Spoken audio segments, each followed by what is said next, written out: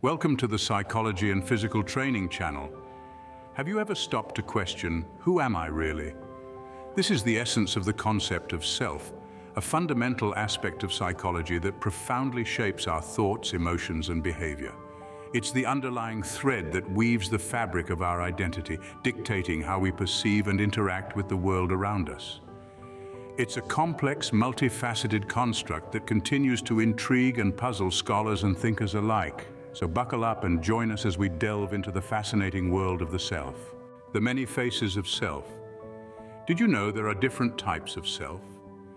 Indeed, there are three primary categories of self that we all encompass: the physical self, the social self, and the spiritual self. Each one plays a unique role in shaping our identity and the way we interact with the world around us. Let's begin with the physical self. This is the most tangible aspect of our identity, encompassing our bodies and physical attributes. It's our height, our hair color, the sound of our voice.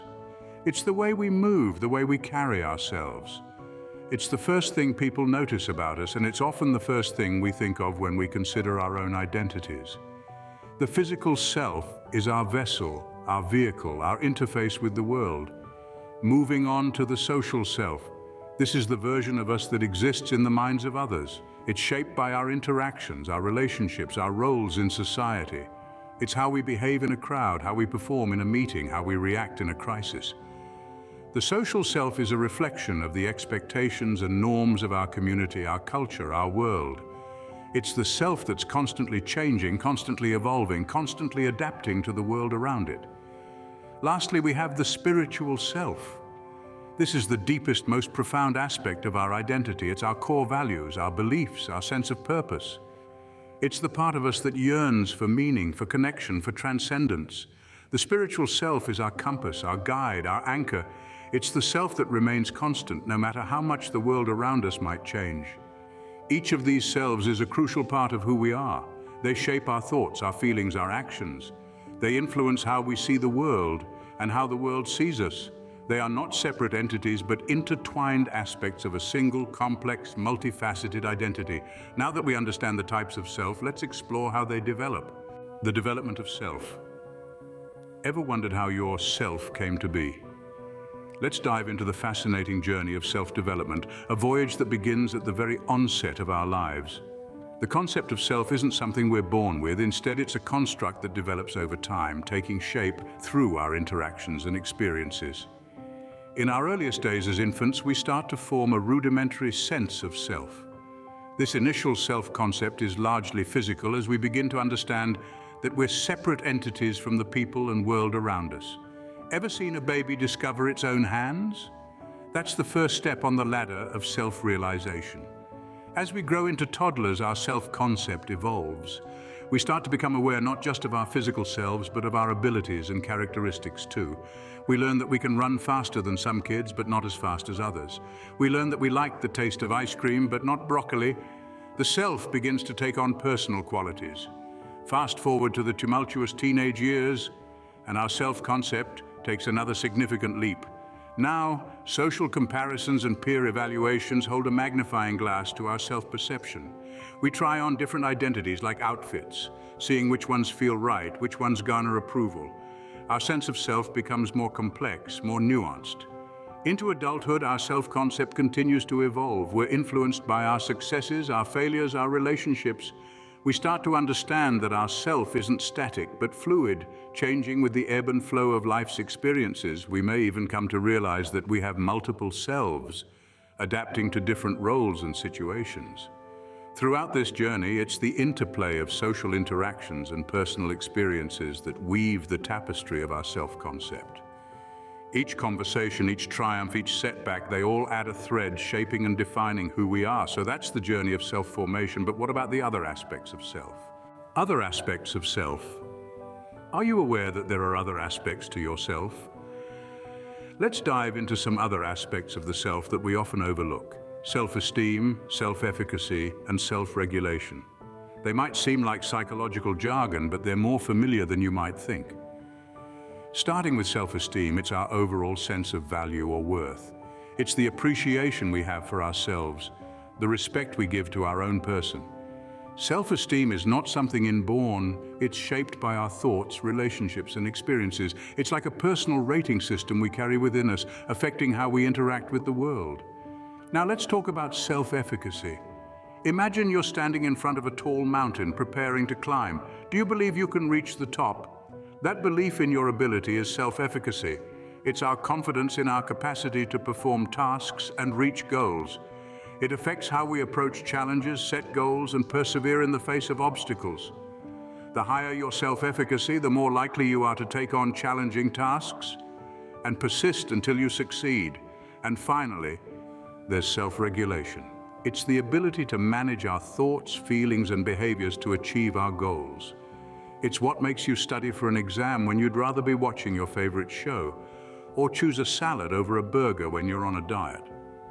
Self-regulation involves controlling impulses, delaying gratification, and making decisions that align with our long-term goals, even when they conflict with short-term desires. So why are these aspects important? Well, they influence how we perceive ourselves, how we interact with others, and how we navigate the world. They affect our mental health, our relationships, and our overall quality of life. They guide our decision-making processes, our motivation, and our resilience in the face of adversity. These aspects of self play a crucial role in our lives, but what about the role of gender in our self-identity? Gender role identity. Does gender play a part in defining who we are? This question is more complex than it may initially appear. Gender is not merely a biological categorization, it's a social construct that plays a significant role in our self-identity. When we talk about gender, we're not just talking about being male or female, we are referring to the roles, behaviors, activities, and expectations that society deems appropriate for men and women. These societal norms and expectations shape our gender identity, which is our internal sense of being male, female, or something else.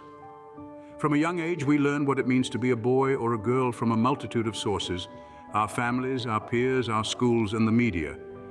These influences teach us the roles we're expected to play based on our assigned gender. For example, girls may be encouraged to be nurturing and empathetic, while boys may be pushed towards assertiveness and independence. But it's important to recognize that these are not fixed or universal norms.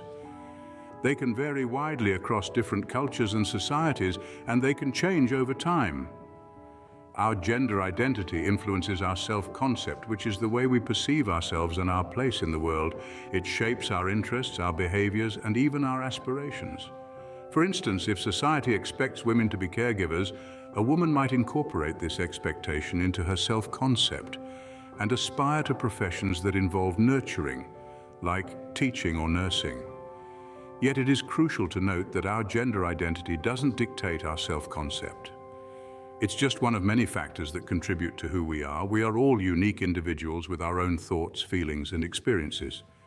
So, does gender define us?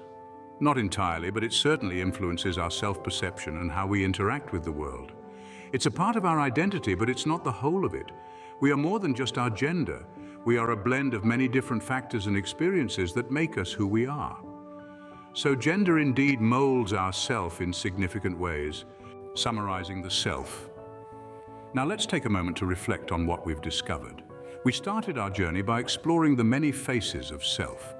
We learned about the actual self, the ideal self, and the ought self, each providing a unique lens through which we view ourselves. The actual self is our realistic understanding of who we are, whereas the ideal self represents our aspirations and dreams. The ought self, on the other hand, is the person we believe we should be, often influenced by societal expectations. We then dug into the development of self, a complex process that begins from infancy and continues throughout our life. Our self evolves through various stages of life, shaped by our experiences and interactions. It's a lifelong journey of discovery and transformation. Next, we ventured into the other aspects of self, including self-esteem, self-efficacy, and self-compassion. Each of these plays a crucial role in our overall well-being and how we navigate the world around us. Lastly, we discussed gender role identity, a core aspect of ourself that is shaped by societal norms and personal beliefs. We learned how our understanding and expression of gender can influence our sense of self, Remember, understanding yourself is the first step towards personal growth. Until next time, keep exploring. And if you like this video, do not forget to subscribe to the Psychology and Physical Training channel for more videos. Thanks for watching.